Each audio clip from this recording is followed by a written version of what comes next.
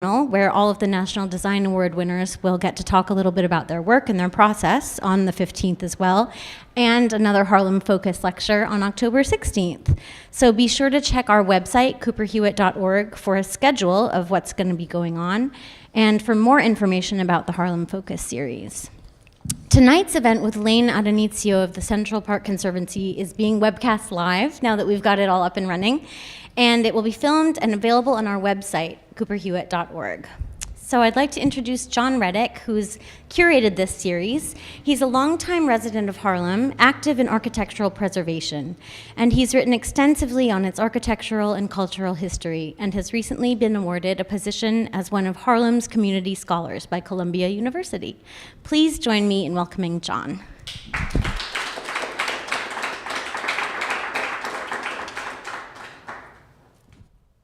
Well, good evening. I want to thank all of you for your support of the Harlem Focus series. This is part 2. We had 5 talks in the beginning of the year. We're going to have, this is the first of the second 5 talks. And Harlem Focus has really looked at practitioners or sites or parts of history that are tied to Harlem and looking at it from the design and landscape issues. And like anybody who borders Central Park, Harlem's proud to claim Central Park as its neighbor. And we had one talk in the earlier series that focused on the Conservatory Garden, and this talk's going to take a look at the Woodlands, of which we're adjacent to here. And I think after you take the talk, if you've never been in the Ramble and to the western side of the park from this end, you'll see how spectacular it is. You'll probably run out there, maybe if not tonight, tomorrow pretty soon. And here to talk about that is a dear friend and colleague from the Central Park Conservancy, Lane Addonizio. Welcome. Lane is the Associate Vice President for Planning at the park and really helps in that whole overview in terms of the balance of design, the landscape, and also the public engagement in terms of the user focus on things that are really important. In this area of the park in particular, the birders and the naturalists have a lot of say about what that area is going to look like. Lane? Hi. It's great to be here. Great to be here with John. We go way back, and we actually great to be here on 110th Street because we have spent a lot of our time and our friendship together here on this street. And it's wonderful to be here talking about one of my favorite parts of the park, the North Woods, and really the northern end of the park. I think is one of the better kept secrets in New York. It's certainly compared to the lower part of the park, with the division of the park with the reservoir kind of in the middle there. A lot of the crowds that you see in the southern half don't necessarily always make it up to the northern half of the park. So, bad for them, but kind of nice for those of us who do because it's a wonderful treasure. And for people who are familiar or have some sense of the northern end of the park, and particularly the North Woods, they may have, you may have an idea of that there's a lot of rocks and cascades and water. This doesn't seem. Is this? It's not advancing. Sorry. We'll just try to. I'm going to go through and when we as we get this working, go through and start. Oh, there we go.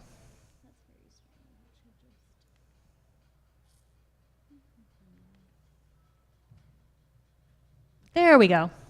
Thank you, Sarah. It's the magic touch. You may have a sense of it as being kind of a very natural seeming area, rocky and trees and very wooded, with, of course, as throughout the park, paths and a place to explore. You may be familiar with the fact that there's something up there called the Blockhouse, an old fortification, and maybe that there's kind of some other secret sorts of places. This is actually the remnant of what were the lily ponds up around the Blockhouse. That there's rustic features in architecture, like these rustic bridges, and that it's a great spot for birding, and that we've got really amazing wildlife, in this part of the park, as we do also in the Ramble.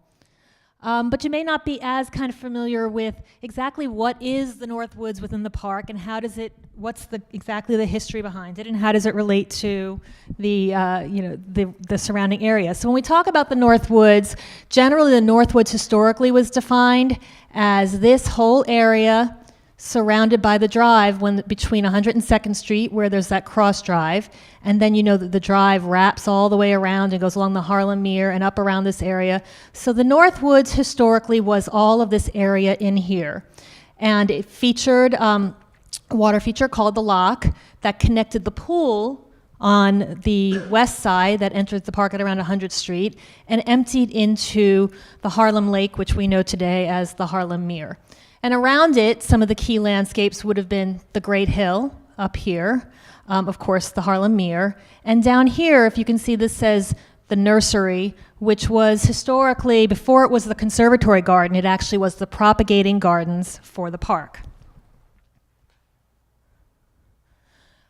Like the entire park, though, it may seem like it's natural, and a lot of people who are not necessarily familiar with the history of the park think, oh, it's the part of the city that they didn't build on and they left it natural. They didn't leave it natural. The entire park is, as we know, designed and man-made.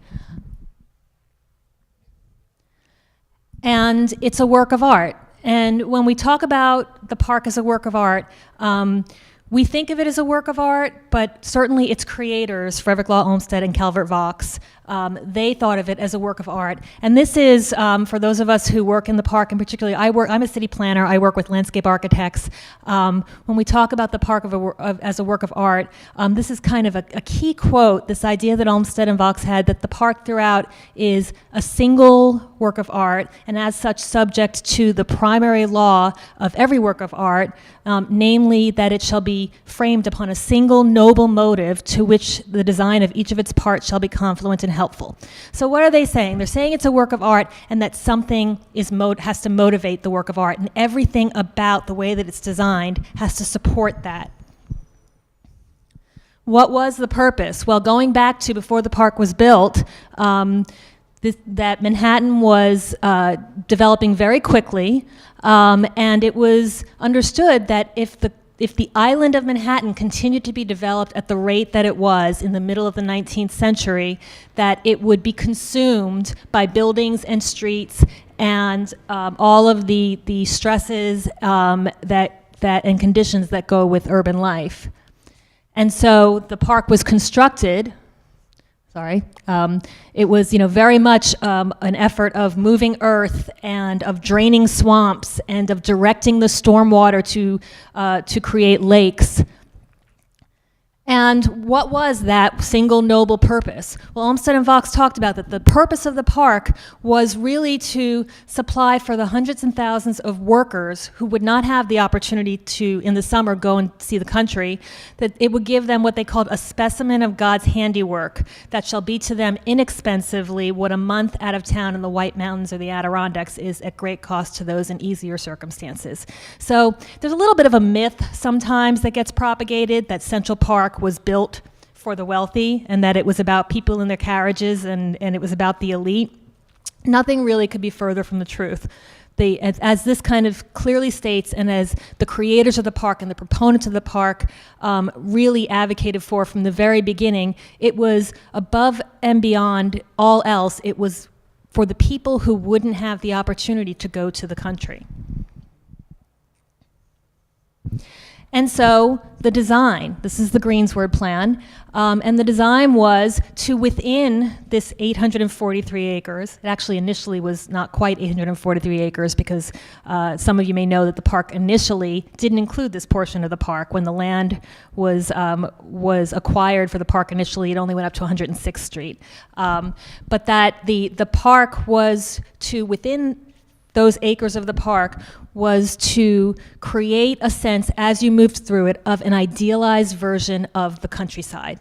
So if you think about what you might see if you actually had the opportunity to go out to the countryside, you might see meadows, you might see woods, lakes, streams, but you would never see them quite in the kind of concentration and the idealized way that you see it in the park. So what they were doing is they were creating something like, it was a composition, and instead of it being a composition made out of paint, it was made out of landscape, but it was a composition in which all of these elements, which were mimicking elements that you would find in an actual rural environment, were constructed in such a way that, on a single walk in a very kind of concentrated area, you would come across all of them.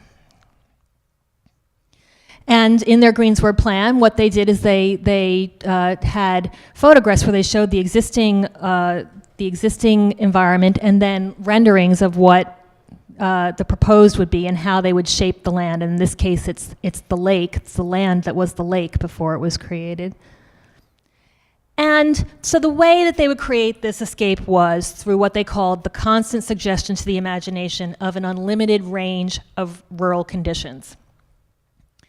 And the landscape scenery that you see in the park was very much inspired by what you might find in this same period in painting.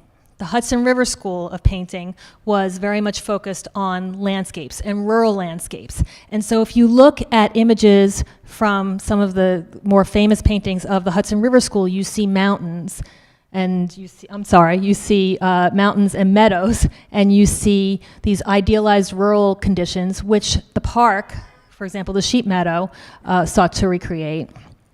You would see open bodies of water that would create this pastoral, serene experience. And you would see, and on the left is a painting called Kindred Spirits by Asher Durand. You would see what was called picturesque environments. And these were the more wild-seeming areas that would stimulate the imagination and the areas that you could get lost in. And this is a particularly important and interesting painting for those of us in Central Park. It was by Asher Durand, and it is a painting that depicts Thomas Cole, who had recently died when this painting was painted, with William Cullen Bryant, who was the poet and the journalist and one of the major proponents for the creation of Central Park. And they are standing on a cliff in this idealized version of that actually depicts a number of different landscapes in the Catskills that you can never actually see from one vantage point, so they're kind of all superimposed on each other. So it is this idealized version of a natural landscape in the Catskills, and it becomes the epicenter of this human moment. And what I think is really interesting is what you see on the right is an early photograph from the Ramble. And you can see this same kind of spirit and character in the landscapes that Olmsted and Vaux created as you do in the painting that Asher Durand created. So, to the North Woods. Here is an image just showing the North Woods today, but we want to go through a little bit of the history. And what you see here is, this is the land before, I keep forgetting what I did with my pointer. This is the map before the park was built, and this would actually have been roughly 106th Street here. This would be Central Park West. That's because the park was initially only went up to 106th Street. This would have been Central Park West and 5th Avenue and 106th Street. And over here, around West 100th Street, entered a rivulet, a stream called Montaigne's Rivulet, that flowed in a northeasterly direction towards this swamp, the Harlem Creek and the swamp area here, that would be eventually added to the park and turned into the Harlem Mere. And we had a number of fortifications in this area: Fort Fish, Nutter's Battery, and Fort Clinton. And McGowan's Pass, which was the old post road, went up through these embankments, and there's a pedestrian path up here today that went through. And today, if you're familiar with this area of the park, there's an overlook at Fort Clinton and at Nutter's Battery. The old post road would actually come up here. Up here is the Mount, if you're familiar with the Mount. And the drive today actually then turns this way and goes around, but that path goes up and overlooks the Harlem Mere. So Montaigne's Rivulet entered the park and went northeasterly into this swamp area here. And in the transformation of the park into the landscape that we know today, it was created into what would be the lock the pool up here, and the lock. And so here's an early 1873 map of the park. So Montaigne's Rivulet would have come in here, the 100th Street pool, and then once you cross the drive, you are in the North Woods and its central feature, the lock, which is actually, if you look at this here, a fairly open body of water, kind of similar to the pool. And the way that this was created was by taking Montaigne's Rivulet and expanding it, excavating and damming, and directing all of the storm water to flow into it to create this water feature. And so what you had was this series of cascades. This would be the cascade, I don't know if you can see up here, this Rustic Bridge. So that's the Rustic Bridge, if you're familiar with it, that leads from the pool down into the cascade right before you go under that first major bridge, which is Glen Span Arch. This is Glen Span Arch. Are people familiar with this section of the park? Does anybody know Glen Span Arch? What's different about this? Does anybody know? Yes. This originally, the span was wood. It only lasted a few decades, and then it was replaced with the stone arch that we know today, which we'll see in a photograph in just a minute. So the water from the pool went down that cascade and became a stream under Glen Span Arch, and then really opened into this wide pool, more open water, series of cascades, and then Huddlestone Arch right up here behind Lasker Rink, which was not there in the 19th century. And then after that, it went under Huddlestone Arch and it emptied into the Harlem Mere. So there was this real connection. This water body, Montaigne's Rivulet, was transformed the stream was transformed into a watercourse that went through the entire North Woods and connected the pool to the Harlem Mere. This is where the skating rink is now? This is, yes, right here is where Lasker Rink and Pool is today. These are those lily ponds that were up by the blockhouse. And you can see this is kind of would be from the early 19th century. You can see a view of the North Woods is very much kind of growing up. And you can actually start to see in this shot, it's kind of a lovely shot, but you also start to see what would be the beginning of some of the issues throughout the woodlands of trampling, actually, because that's not actually a path. And here again, this is a shot in the 20s. This is Huddlestone Arch back here, so the end of that water course. And you can see, the wonderful rocky character of the landscape and the trees, but you also can, if you really look, you start to see signs of erosion and degradation of the landscape. We move through the 30s and 40s, and then enter Robert Moses, Parks Commissioner, in 1934. With kind of a new vision and a new plan for the park. And the park really in the early part of the 20th century was really starting to become very deteriorated, and certainly the woodlands was certainly the case. Trampling, erosion, very difficult to manage, and this is something that we still deal with today. An urban woodland environment is, it's not really nature. It needs to be maintained, but it's a lot of landscape to maintain, a very intricate landscape that does have its own dynamic, and so maintaining it and keeping out, say, invasive species and keeping the environment healthy is a real challenge. So one of Moses's kind of first things that he did in 1934 when he became commissioner is actually to designate 3 areas in the park as bird sanctuaries.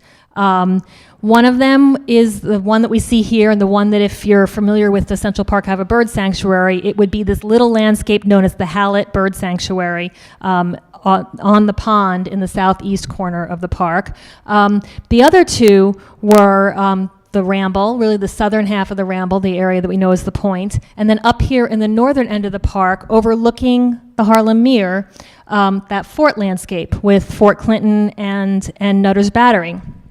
And very often, when I talk about the bird sanctuaries, I get the question, I didn't really think of Moses as a bird guy, and was he really a nature enthusiast? And I think when we look at Moses and the areas that he cordoned off as bird sanctuaries, and we look at kind of his later relationship with these landscapes, it was very much, I think, a way to and a reason to fence off an area that he didn't know how to deal with. That was a maintenance problem that he hadn't kind of figured out to crack yet. These areas had become largely overgrown in the early part of the 20th century. Olmsted and Vox were gone. Their successor, Samuel Parsons, was gone.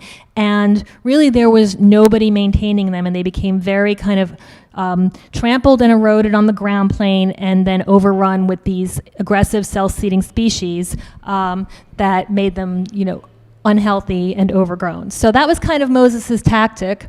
So this is, I'm sorry, this would be the bird sanctuary overlooking the Harlem Mere. So just to orient you, this is a survey from 1934, which is why it's a little difficult to read. But what you see here is the Harlem Mere. This is 105th Street, the Conservatory Garden. So 5th Avenue, 105th Street entrance, Conservatory Garden. And then that path that goes up, the drive over here. And you see here, bird sanctuary and the fence kind of going around. The other area that Moses had made into a bird sanctuary was down here, the point in the Ramble. So here's the Central Park Lake. This is the Ramble. And what you see in this area is that by the 1950s, Moses is now ready to develop this area, and he proposes a recreation center for the elderly. So basically for Moses, a successful, healthy park was a place where there was programming, there were people doing active sort of constructive things, and these kind of wild areas didn't really make sense to him. So you can see he proposed this recreation building. He would fence in the entire Ramble, shuffleboard courts, and parking and game tables. And what happened, fortunately? The birding community, which is long established in Central Park from the very beginning, from the 19th century, and of course birding just became more popular in the 20th century, but naturalists had always gone to the Ramble in the North Woods. And the birding community protested. And this is actually a quote. This is the New Yorker poking a little bit of fun at Moses, because Moses actually literally did say serious bird watchers will be allowed in the area in the early morning hours during migration season, and all orderly adults will be admitted during the day. So serious bird watchers and orderly adults. It's very interesting. He felt the same way about the Bronx. I never heard that point before about the sense of order and all of that. And I'm sure he looked at tenements and everything the same way you were talking about the Ramble in a way. It's like he doesn't know how to control it. It's just too much activity for him, and trying to bring order to that. Right. No, exactly. And I think for Moses, disorder and environments that he couldn't control. Moses was absolutely, I think, he was in his way looking to do public service, but the environments that he didn't understand, he had his approach to.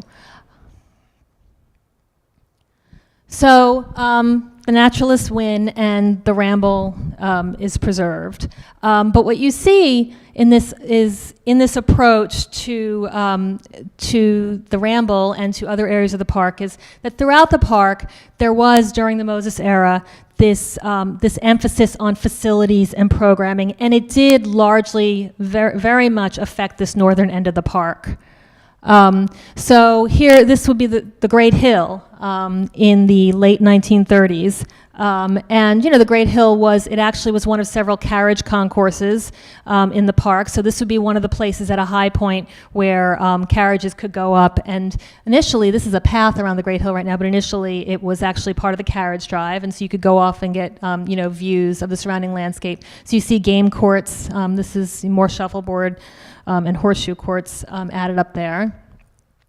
The Harlem Mere. Here's an early 19th century shot of the Harlem Mere. like the rest of the park, really meant to be this sylvan, idealized version of nature. Moses redevelops it in the 1940s, and he redevelops it with a concrete edge and a walk and a fence all the way around.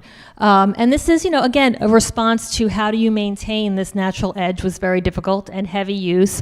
But it really starts to very much urbanize this area. A large boathouse that was, again, it's a recreational purpose. You could boat on the Mere.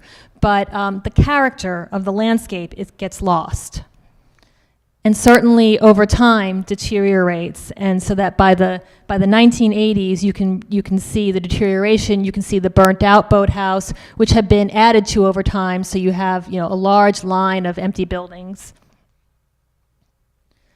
And finally, Lasker Rink and Pool. So this would be at the terminus of our Northwoods, where that water course made its way into the Harlem Mere, and there were these wonderful falls. You have Lasker Pool and Rink added, and there's a view of the pool and rink.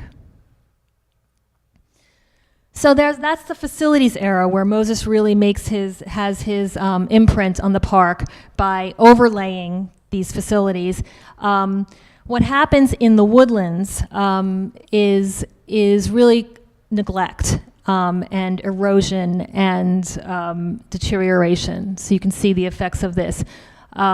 Actually, by the 1980s, mountain biking in the Woodlands, vandalism of people trampling the woodlands by very, very serious mountain biking was having a huge impact. And through the 70s and into the 80s, very, very quickly, actually, in a period, particularly after Moses left, where you start to see just complete decline. This is actually the lake and the Ramble, more of the same. But by the late 70s, citizens mobilize, and we start to see in the Woodlands, one of the first places that we start to see it, is community groups going in, and volunteer groups, and organizing youth to reclaim and restore the park. So small-scale efforts to get back in and work in the Woodlands.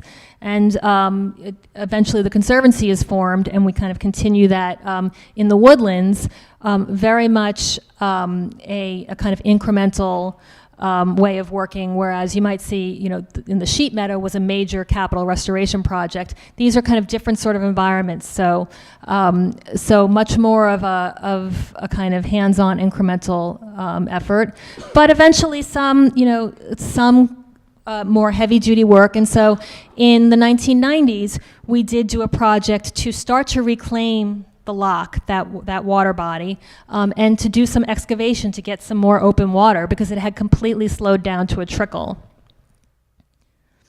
And with these improvements over time and improved maintenance, this is Glen Span Arch. So those of you who were not familiar with the previous arch with the wooden trusses, this is the arch today. With these improvements and gradual and improved maintenance, we start to see, a somewhat healthier landscape and some more use, and you start to see kind of what the landscape really offers. So this is all the Northwoods today. Really extensive effort with our in-house staff to maintain, to remove invasives, and to kind of introduce a greater variety of plant material. But we still have the impact from many, many decades of neglect and abuse. So you can see, an awful lot of deadwood, and the lock kind of reduced to a trickle. Deteriorated paths. The infrastructure in these areas has not been comprehensively reconstructed. And then there was August 18th, 2009, which was, if you're not familiar with it, are people familiar with the microburst that happened in the park? Are people aware of it? So this is a storm that we have never seen anything like it. It literally was about 25 minutes. We lost 500 trees, and it looked as though a tornado had hit the park. And here's some images. So we came back into the park the next morning, and this is some of what we saw.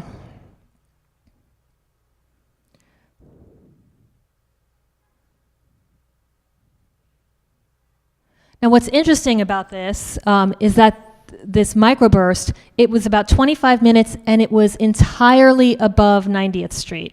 It was really focused, and what you see here is the darker colors, the reds, are the greatest number of trees lost, nothing below 90th Street. So it's something like a tornado, but instead of being rotating winds, it pushes down.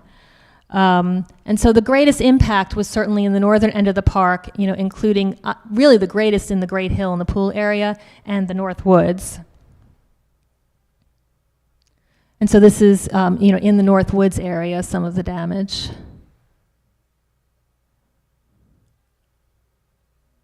And this is the cleanup operation.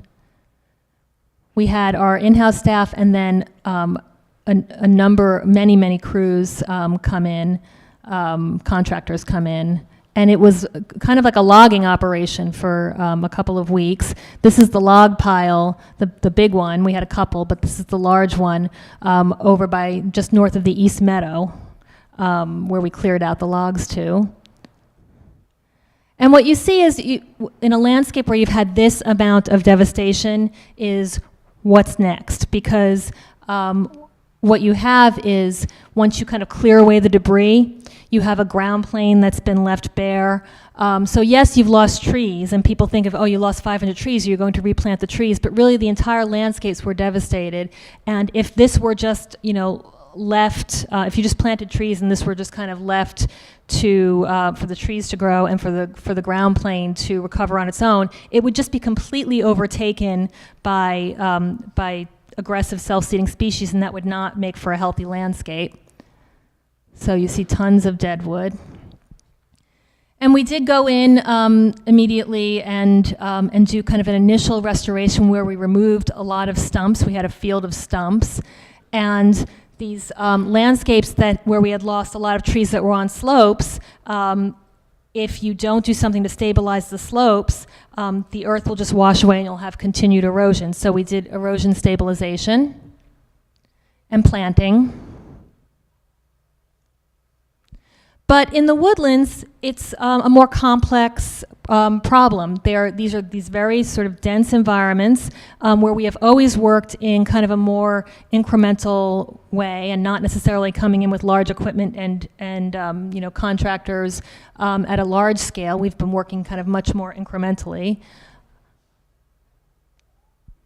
And you had areas like this where you could see very quickly an area where we had a couple of very large trees becomes immediately overtaken by these self-seeding species, invasive plants. And so really out of the storms came an opportunity and a moment to say, this is a time for us to do some larger scale planning for the woodlands throughout the park, including the North Woods. And so one of the things that we did to start with was to begin doing an ecological study of the North Woods, because they are man-made, they're designed, but they also have their own ecology, and to look at what's going on in terms of the hydrology and the wildlife and the vegetation. And so we did studies where we looked at the sedimentation and what had happened to the loch over time, and to transects where we did, these are basically surveys of the vegetation across certain lines. And what you see here is it's a map showing in the loch these transects where we looked at water quality in the loch. So this is the pool going through the loch. And one of the things that we found, actually, what this all comes down to here, is that the water quality in the loch is actually very good. It's kind of where you want it to be in terms of the various levels. When we looked at what's called the habitat, when we looked at the benthic macroinvertebrates, which that's a mouthful, and I don't say that too often, but our ecologists who we work with, we look at this.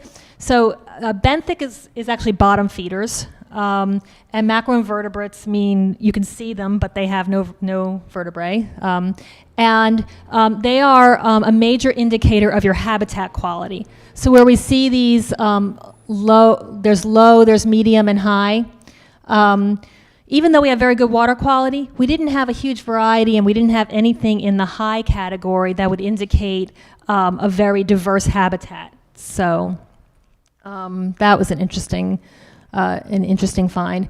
And then looking at sedimentation and the different layers of what we have in the loch and trying to figure out what exactly is going on there.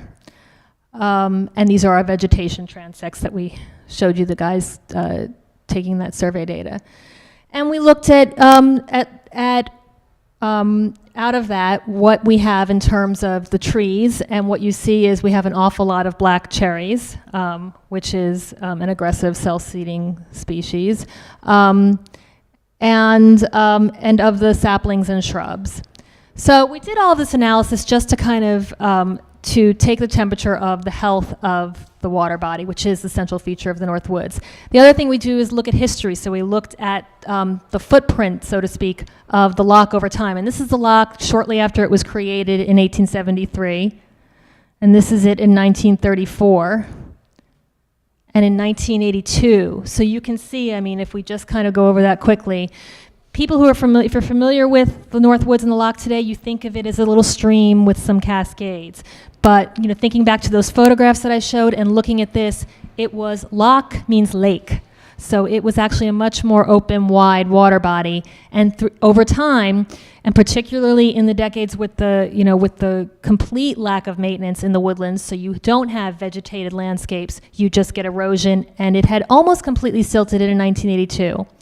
When the Conservancy started working in the woodlands and in the park. And what you see now is from our work in the 90s, we had done some selective work, so we got a little bit of the water back, not a whole lot. And obviously a lot of these areas that have silted in have been there for many decades, so we can't just say let's go back to the original loch, because we have an entirely different landscape. It's evolved. There's the trees, or some of them are very nice, mature old trees. So we want to look back when we look at restoring this landscape to trying to recreate some of that character and intent without being literal. You know, that huge tree has to come down so that we can get the water right there. That's not the case. But we do want to create areas where we have open water in these pools like we did historically. We have, this is kind of one of the largest, the widest parts of the loch, right there, but so that's just a hint of it. Then looking at erosion and sedimentation. So what you see here is in the red are areas that are eroded. The ground plane has no vegetation on it.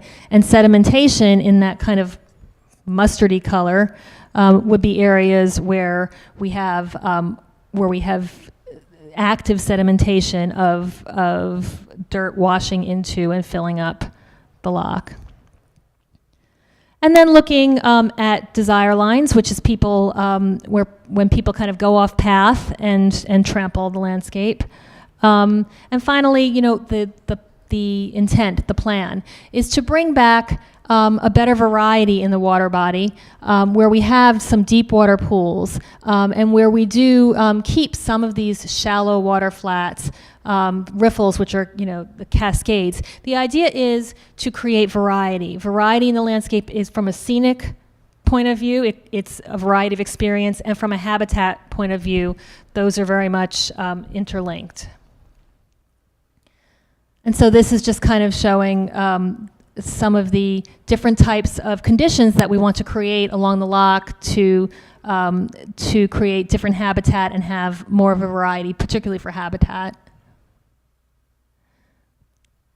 And then finally, doing work, what we call the upland, so away from the water body, planting and paths and infrastructure. So this is the loch today. And what you can see on the photograph is the issues that we're pointing out, these highly trampled and compacted areas, the lack of diversity in the vegetation, the sedimentation that's accumulated. So all of this is dirt that's washed into the loch from erosion, and the loss of canopy from these storms. And the idea is to remove sediment and create deep water pools, to enhance the planting and the variety, enhance the stream edge, stabilize the stream edge, and add plantings, create and recreate some of these overlook areas where there's spots to get to the water's edge and to take in views. In some of the earlier drawings where the rocks are, it looked like it was very steep, so I thought all the erosion was coming from that side. In actuality, it looks like it's filling in from the more flat, the opposite side. Yeah, and some of what you're seeing as the flat opposite side was a large portion of that actually was initially the water body as well. So it can be a little deceptive. It's already silted in. And on the north end of the lock, similar degraded paths, trampled areas. We do have, some wet areas. So part of the sedimentation that's happened, it has created a little bit more a condition that didn't necessarily exist historically, where we have these shallow flats and these marshy areas. We want to keep part of that, but to not have, if you just continue to let it go, it will all eventually just dry up. So again, selectively remove the sediment, keep and expand some of these shallow kind of wet areas. That's a different type of habitat. Enhance the stream edge, create access, and enhance the upland. And this is just showing some of the kind of elements that we work with in restoring the woodlands. And really a very, very big part of what we need to do is create and maintain, and maintain is key, the diversity of the habitat. Because what we have is when you allow an area that's not really natural to kind of to go on its own, eventually what you get, and particularly with erosion and storms, what you will get is the ground plane is just ripe for these invasive species. And the problem with the invasive species is that they take over, they crowd everything out. They typically are shallow roots, so they don't necessarily even hold the ground plane in very much. They don't prevent erosion very well, but they spread very rapidly. So you either have areas that are very bare because erosion is not being prevented, or you have this kind of monolithic ground plane of these invasive species, and they don't allow for this diversity, which is interesting both in terms of a scenic character and habitat.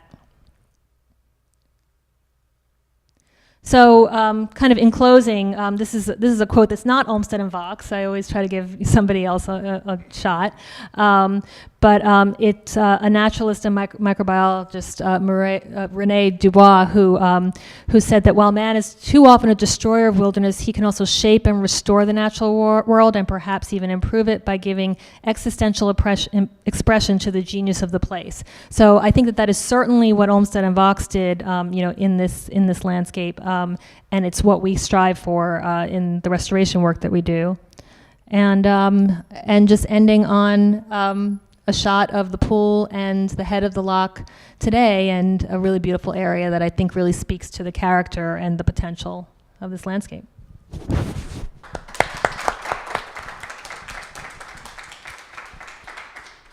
And we also take questions. We're going to have a microphone for people. Now, you were talking about the different species tied to the water and how it has sort of a low end, but not the sort of higher end. What would be some of the higher end species that you would like to try to bring back? Yeah, it's they don't sound as interesting as they are, but there's a number of, there's mayflies and caddisflies, and there are it's actually a number of the insects, which I thought, I'm not a scientist or an ecologist, so it was very interesting to sort of see a lot of what we have in the low and the medium end go up to crayfish and mussels and that kind of thing, and you think, oh, so they're getting bigger, but actually in terms of the higher end, it's a number of these insects that really, if they make it past the larva stage, indicate a very diverse and healthy habitat,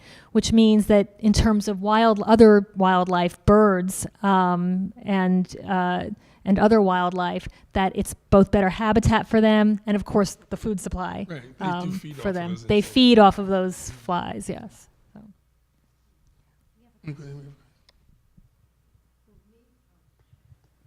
I have two Two-part question.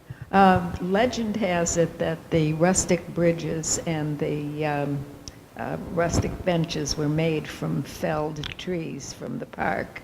If that is indeed the case, were there many more made after that terrible storm? There were not many. At the time that we had the storm, there's only a few kinds of wood that you can actually that work for rustic architecture and rustic features, and you also have to allow it to age for quite a long time before you can use it.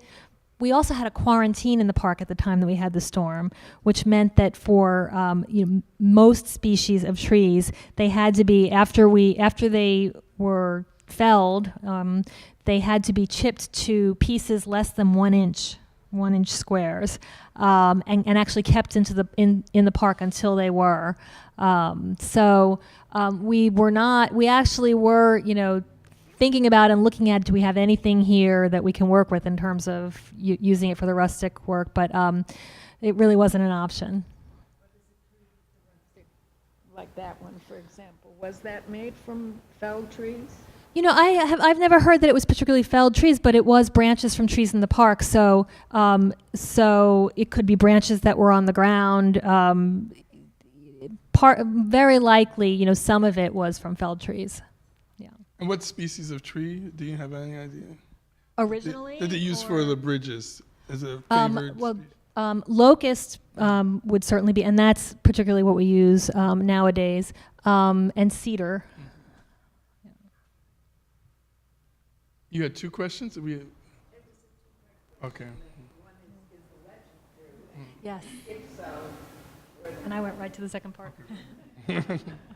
Anyone else? Yeah, I have a two-part question as well. Sure. I have a two-part question as well. I'm just referring back to the comments you made about the water slowing to a trickle through the lock. Where does the water come from that is in the pool that goes downstream through the lock and eventually down to the mere? And I'm not clear on what the causal relationship is between the fact the downstream erosion reducing to a trickle the upstream water supply. If you could clarify that, that'd be great. Sure. So the water supply, historically there was that stream, Montaigne's Rivulet, that entered, and we actually are not, part of what we are studying now as we prepare to do this work is to figure out how much, if any, of the water that still exists is from Montaigne's Rivulet, which would have been diverted underground, but we could still have underground water sources.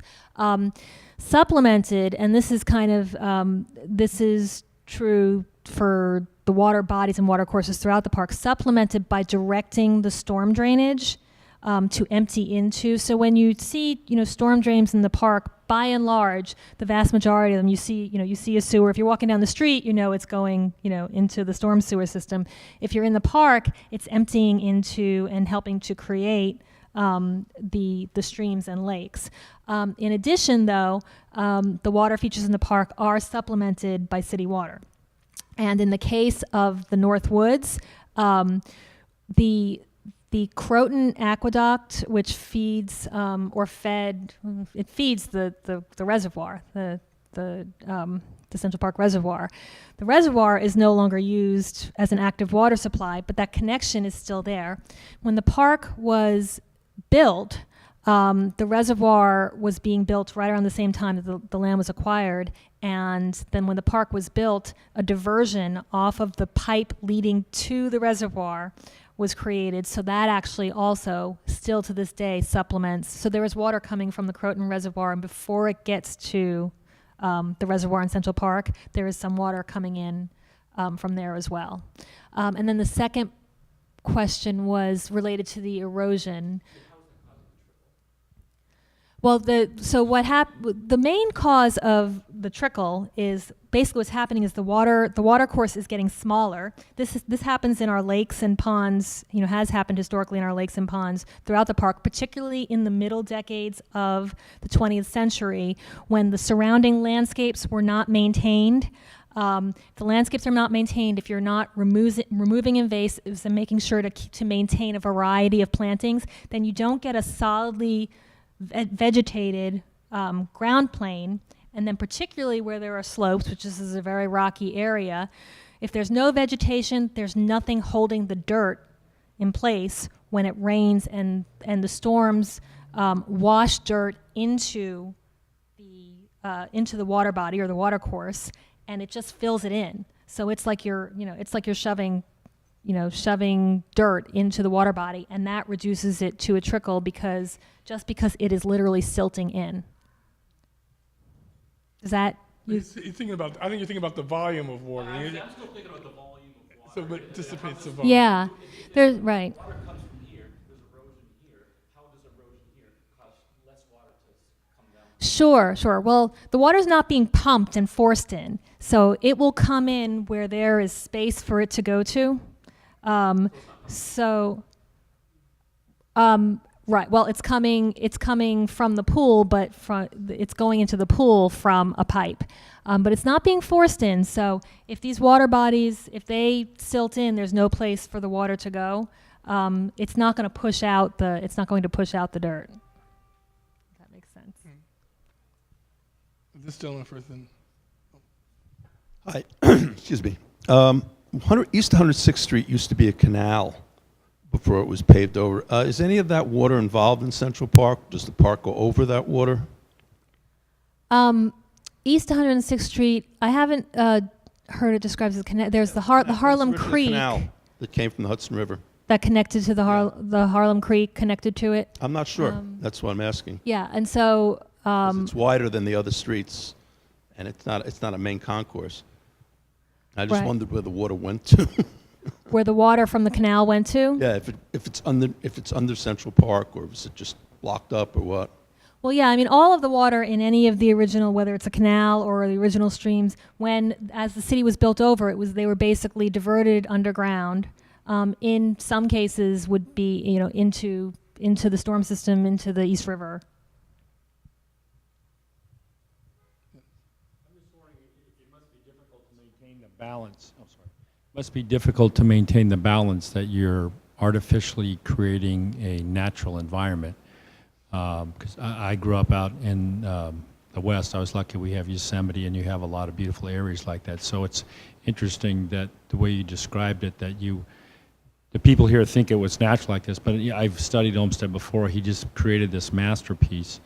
And what struck me is you were talking about a lot of areas that look like, you said, were trampled or degraded. It looked to me just like folks were just walking through there. So, and lots of times when you're up and back behind Half Dome, you want something to be open. So how do you reach those decisions? It must be difficult. Like, what do we want to change here? What do we want to add here?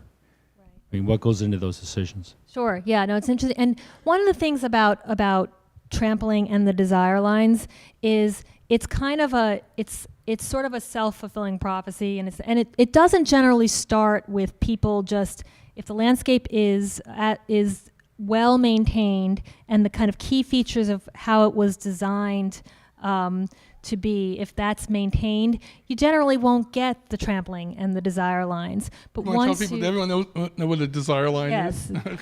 is? Everyone? So a desire for people who don't know, a desire line is an area, generally a path that is created by people. The reason it's called desire line is I want to get from point A to point B. That's my desire. And so enough people walk from point A to a common point A to a common point B, and that becomes a desire line because everyone wants to cut think apart. of Olmsted, I mean, he's directing you, and so almost Yes. everything's curved. So all of a sudden you're on one side of an oval or a curved road, and you want to get over there. In New York, it doesn't take very long for enough people to start doing that. And there was a period where people said, well, then fill it in. It was a whole theory. Well, yeah. If that's where people want to walk, why don't we put a path in there? And there was a period where they started dropping paths in to match those desire lines. And there actually are places, there are environments where that is done and where it makes sense. If any of you have been to Cambridge and to Harvard University, Harvard Yard, it's very famous that, you don't see some kind of formal arrangement of paths. They're not in a circle. They're not symmetrical. It's people wanting to get from here to here, and there's a path there. Well, that's a flat space surrounded by buildings. So the idea that the paths that crisscross it would kind of relate to, which ways people need to go makes perfect sense. In Olmstedian landscape, the idea was, as we kind of talked about earlier, to create this very orchestrated sequence of scenery that you move through the landscape, and every kind of turn you take puts you in a new space and a new environment to replicate that sense of being in the country. And so if you want to get from point A to point B really quickly, and you can see point B from point A, something has already broken down in the Olmstedian landscape, because it would have been through the topography and the plantings. If it was well maintained, you would just be directed by the landscape to walk through in a very sort of natural way and experience the scenery. So if that's not happening, that means between the loss of vegetation and between erosion, the effect has already been spoiled. Now I just want to get from point A to point B. I was thinking, particularly because he was looking at painting and building the park, that in the end he was between painting and being a movie director or making a movie, because your feet are now the cogs in the film strip, and he's setting up a whole system that as you move your feet, you're going to these different views or experiences, the same way a movie director leads you through the movie through certain signs or clues or whatever. So I think you're absolutely right saying if something's missing, you're missing part of the movie or the constructed story because you're cutting it short by going to something else, and he's directing you other ways. So just to give closure to your question, then, the way that we deal with it and make the decisions is by restoring the landscape to what it's meant to be. And once you do that, people, if the landscape is beautiful and well maintained, people by and large are not going to go off path. And also, if they can get to, which they should be able to get to, places where they can see the things they want to see. So yes, you do have to make sure that if you have a water body, the edge is not completely overgrown so that people can't get to and see the water body or see the birds, feeding, you have to create access and guide people just through really designing the landscape well, guide people to the points where they can see what they want to see. Old boathouse that was up on the Mere, and are they planning on restoring boating up to that area? Did you say what was where was the original okay. boathouse? So the original that boathouse from the 1940s was roughly in the location, actually a little bit east of the Dana Discovery Center. So if you were to enter the park right here at Lenox Avenue and hang a left, the Dana Discovery Center would be there. The boathouse would be a little bit further along, but actually with all of the buildings that were added on, it would have taken up the entire shoreline pretty much.